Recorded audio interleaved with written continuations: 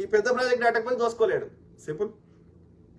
కేసీఆర్ తెలంగాణ ప్రజల సొమ్ముతో బెట్టింగ్ ఆడాడు. ఏ జీవోలు తెలిసేవి కాదు. నీటి వనరుల గురించి, వాటాల గురించి ప్రజలకు ఏవీ చెప్పలేదు. అన్ని తానే గోల్కొండ రాజైనట్లుగా ఫామ్ హౌస్ నుంచే పాలన చేశాడు. ఫైళ్లు కూడా ఆయన బెడ్ మీదకే వెళ్లేవి. పేనుకు పెత్తనం ఇస్తే జుట్టంతా కొరిగినట్లు కేసీఆర్ పాలనంతా తాబీజు తరహా మాయా పాలన. కానీ సీఎం రేవంత్ రెడ్డి ప్రజలకు ప్రతి విషయం చెప్పే చేస్తున్నారు. తాజాగా బనకచర్లపై కేసీఆర్ పాపాల్ని ఎండగట్టిన ముఖ్యమంత్రి ఏపీ ఆటలు సాగనివ్వనని హెచ్చరించారు. ఆ తర్వాత అన్నంత పని చేసి కేంద్రానికి ఫిర్యాదు చేశారు. 10 ఏళ్లలో తెలంగాణ కోసం ఇప్పుడు మన తెలంగాణకు రావాల్సిన వాటర్ మొత్తం మనం బిక్కున్నాక ఆంధ్రప్రదేశ్ లో వాళ్ళు 1000 టీఎంసీల ప్రాజెక్టు కట్టుకున్నా ఆడ ఆంధ్రప్రదేశ్ లో వర్షం పడ్డ నీళ్లు, సముద్రంలో పోయే నీళ్లు వాళ్ళు వాడుకుంటారు కావచ్చు. మనకే సంబంధం? ఆలోచించాలి. కేసీఆర్ ఇప్పుడు రేవంత్ ను విమర్శిస్తున్నారు. రాష్ట్ర ప్రయోజనాల కోసం ఒక్క నిమిషం కూడా ఆలస్యం చేయకుండా కేంద్ర జలశక్తి మంత్రి సిఆర్ పాటిల్ ని కలిసి సీఎం ఫిర్యాదు చేశారు. తెలంగాణ రాష్ట్ర ప్రయోజనాలకు విరుద్ధంగా ఏపీ ప్రతిపాదిస్తున్న Godavari Banakacherla project pre feasibility report ను తిరస్కరించాలని సీఎం కోరారు. మంత్రి ఉత్తమ్ తో కలిసి ఎపెక్స్ కౌన్సిల్ అనుమతి లేని ఈ ప్రాజెక్టు మాకు తీవ్ర అభ్యంతరమని పాటిల్ కు వివరించారు. గోదావరి జిల్లాల ట్రిబ్యునల్ ఏపీ పునర్విభజన చట్టం 2014 ఆ ప్రకారం చెప్తే మన అబ్జెక్షన్స్ చెప్తే వాళ్ళు కేంద్ర మంత్రి నెక్స్ట్ అపెక్స్ కౌన్సిల్ మీటింగ్ పెడతాము అన్నారు. సో వాళ్ళు ఏమంటారంటే ఇప్పుడు ఆంధ్రప్రదేశ్ లో ఉన్న యొక్క రమణ నాయుడు సో అక్కడ ఉన్నటువంటి నీటిపారుదల మంత్రి గారు ఏమంటున్నారంటే సో మేము ఈవెన్ చంద్రబాబు నాయుడు గారు కూడా మేము అదనంగా వచ్చే ఫ్లడ్ వాటర్ మాత్రమే వాడుకుంటాం. మాన్సూన్ లో దాదాపు 100 రోజులు అదనంగా చాలా సముద్రంలో కలుస్తున్నాయి. ఆ వాటర్ మాత్రమే వాడుకుంటాం. తెలంగాణ వాటర్కి ఎక్కడ ద్రోహం చేయమని చెప్తున్నారు నోటితోటి. దాన్ని ఆ యొక్క డిపిఆర్ లో అన్నిట్లలో అన్ని లీగల్ గా రాయాలి. ఓకే, సర్కారు వ్యవహరిస్తోంది. బనకచెర్ల ప్రాజెక్టు విషయంలో కేంద్ర ఆర్థిక పర్యావరణ అంటే ఏమైతుంది నాకేమనిపిస్తుంది అంటే ఇక్కడ ఏమంటారంటే మనకు తెలంగాణలో పడ్డ వర్షం నీళ్ళని కూడా ఆంధ్రప్రదేశ్ కు వదిలేయమంటారు. ఇప్పుడు అలా తప్పు రాస్తే అగో మీరు ఎక్కువ తీసుకున్నారు మేము తక్కువ తీసుకున్నాం అని చెప్పి. సో అట్లాంటిది జరగకూడదు. సముద్ర నీళ్లు ఇప్పుడు కాదు ఇప్పుడు సముద్రం నీళ్లు పడుతున్నాయి అంటే ఇప్పుడు గోదావరి ఎండిపోయినట్టు ఉంటుంది చాలా చోట్ల. మీరు సమ్మర్లో పోతే అయితే ఓన్లీ ఫ్లడ్ సీజన్ లో ఉంటుంది. ఫ్లడ్ సీజన్ కూడా అంత ఎందుకు పొంగుతుంది? ఎందుకంటే వాటిని మనం ఆ నీళ్ళని ఒడిసి పట్టుకోవడానికి కట్టుకోవాల్సిన పెద్ద రిజర్వాయర్లు పెద్ద కట్టుకోలేదు కాబట్టి అన్ని తక్కువ టీఎంసీలు కట్టుకున్నాం కాబట్టి అది పోతున్నాయి. ఓకే, అర్థమైందా? సో మనం మనకు అన్ని నింపుకున్నాక ఈ అదనంగా పోయినాయి ఎవడన్నా ఏమన్నా చేసుకోండి, మనకే సంబంధం? మన దగ్గర పడ్డాయే కాదు కదా, ఆంధ్రప్రదేశ్లో కూడా పడతాయి కదా అదే నీళ్లు, ఆడ కూడా వర్షం పడుతుంది కదా.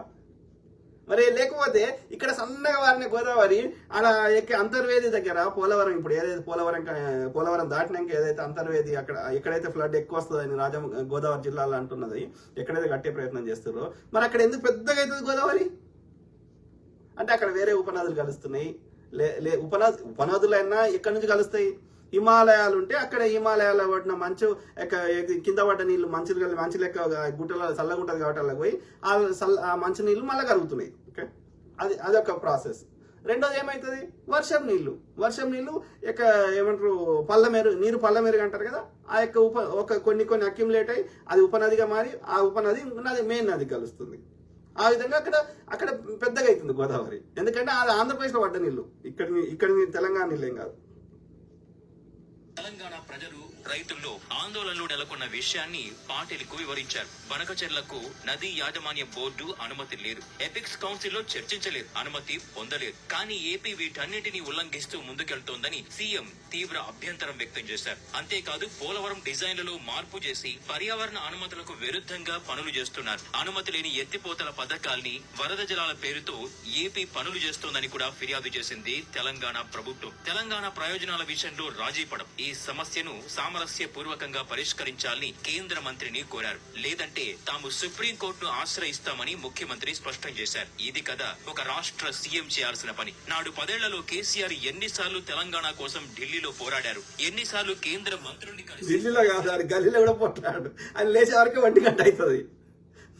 పొద్దుగాల 4 గంటలకు వంటాడు, 1 గంటకు లేస్తాడు. ఎట్లా సాధ్యం అది? రాత్రి 8కి స్టార్ట్ అవుతుంది. ఎట్లా సాధ్యం అది? ప్రజల్ని దూరికే బాధ. సొంత మంత్రులను కూడా కలవలేదు, వాళ్ళకు కూడా పిచ్చి లేచిపోయినరు. ఈటల రాజేందర్, మహమూద్ అలీ గారు it's a bad life style, bad habit and take it granted. ఎదుటి వాళ్ళ నొప్పిని తను ఫీల్ కాకపోవడం, ప్రజల మీద నిజమైన ప్రేమ లేకపోవడం. నేను ఒక మాట వాక్చాతుర్యం ఉంది కాబట్టి వీళ్ళని ఎడ్డోళ్ళని చేస్తా, ఉల్లు చేస్తా, అట్లా నడిపిస్తా అంటే అది ఊర్లలో ఏదో వెనకట నడిచింది. ఆ సర్పంచ్ గిర్పంచ్ ఏదో అప్పుడు ఏదో పాస్పోర్ట్ బ్రోకర్. ఇప్పుడు అట్లా లేదు పరిస్థితి. You have to be very leader అంటే you have to love the people, you have to be responsive గా, ఒక హంబుల్ గా. Things have changed good for a good way. వివరించారు. ప్రగతి భవన్ లో ఉన్నట్లు ప్రచారం చేసుకుని ఫామ్ హౌస్ లో పడుకున్నాడు దొర. రేవంత్ మాత్రం ప్రజల ప్రయోజనాల కోసం నిత్యం తప్పిస్తున్నారు. ఇది కదా జనం కోరుకున్న మార్పు. కాంగ్రెస్ వచ్చింది, తెలంగాణలో మార్పు తీసుకొచ్చింది. To become leader you have to love the people, అంతే. That is the only way. You have to feel the pain. వాళ్ళ నొప్పిని నీ నొప్పిగా ఫీల్ కావాలి. That is the only way to succeed as a leader. Okay, so ఆ క్రమంలో దాదాపు అని చూపెట్టిన అనుకుంటున్నా.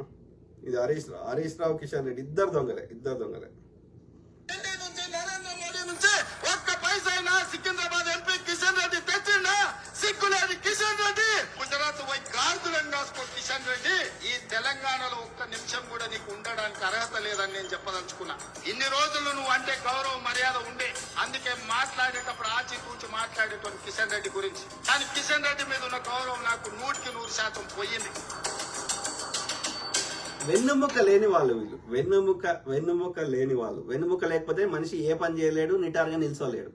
సో సేమ్ థింగ్ ఈ తెలంగాణకు చెందిన బీజేపీ వాళ్ళందరూ అంతే.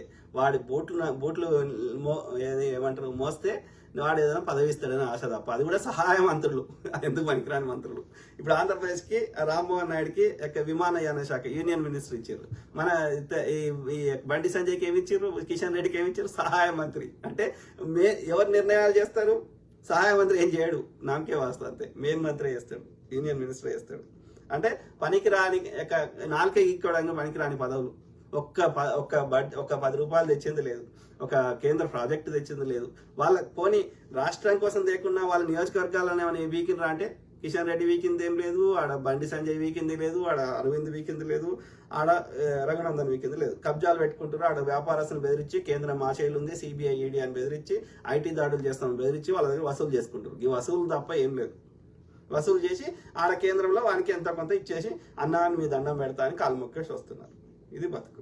తెలంగాణ ప్రజల యొక్క ఆత్మగౌరవాన్ని, సంపదని ఢిల్లీలో తాకట్టు పెట్టి వస్తున్నారు ఈ గాడి కొడుకు.